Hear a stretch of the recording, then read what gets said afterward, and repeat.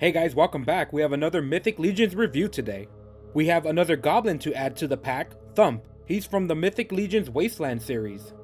On the side we have a small picture of Thumpp along with some lore on the figure. And on the back we have the new 2.0 artwork along with a few paragraphs on the lore of Mythic Legions.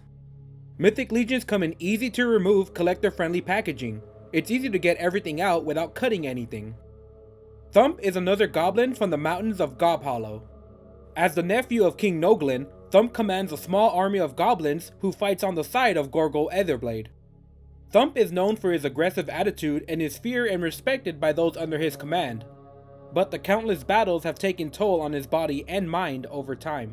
Thumpp is now finding himself struggling out in the Wastelands, and he's desperately trying to remember his current objectives. Let's look at some details. The first thing we notice is the very large chin Thumpp has. It's also covered with green warts. His large frown has big teeth sticking out, and we can see his face all wrinkled up. His tiny yellow eyes peek out from under the dented silver helmet he wears. On the side we can see the rest of his silver helmet, with a ton of dents all over. We can see his large pointed goblin ears sticking out from the sockets on the side of the helmet.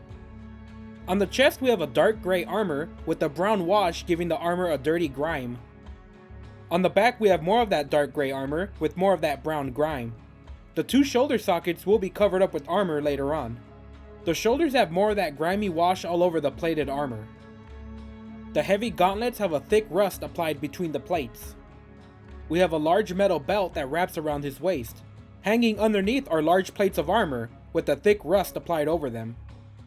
On the side we have more plates to cover the legs, being held up by a large brown leather strap. Under the belt, we can see layers of heavy plated thighs. On the legs and boots, we can see that this area has been affected by much more rust. The rust effect here has caked onto the figure and it gives it a well-worn look. Let's check out the articulation.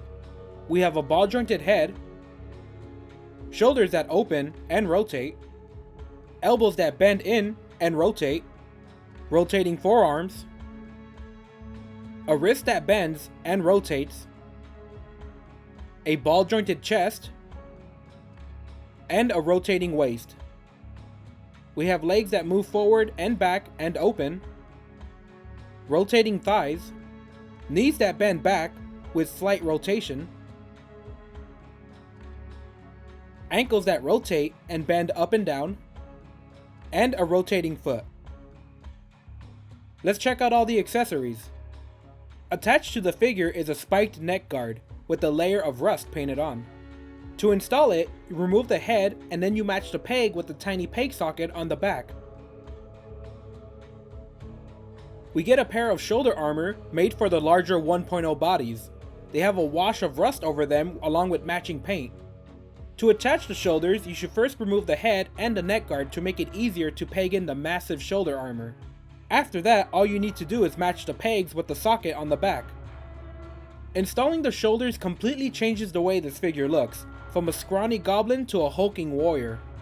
We get half of a curved sword. It has a peg for the other half, but we do not get it. We get a small one-handed axe with a wooden handle and a dark gray blade. We have a large dark gray hammer. The other half of the staff is spiked, and the hammerhead is removable and replaceable if you had other toppers to swap with. And we have a small brown leather belt made to fit the smaller 2.0 bodies. Thumpp is yet another goblin to add to the massive collections of goblins already released. Like most goblins, the face carries the figure. Thumpp has a mean look on his face, and the bulky shoulder armor gives him more of a beefy look without having to use the dwarf bodies. The paint job on this figure is a bit plain. As for accessories, 3 weapons and shoulder armor is a bit standard. An alternate head would have really given this figure a lot more value. Thump's name implies blunt force, and the two-handed hammer he comes with really fits the character well, but I feel like the sword and axe really don't fit him. Some tattered cloth on the figure would have been a nice added detail. Thumpp is on the more generic side of the goblins. There's nothing really special about him other than his face sculpting.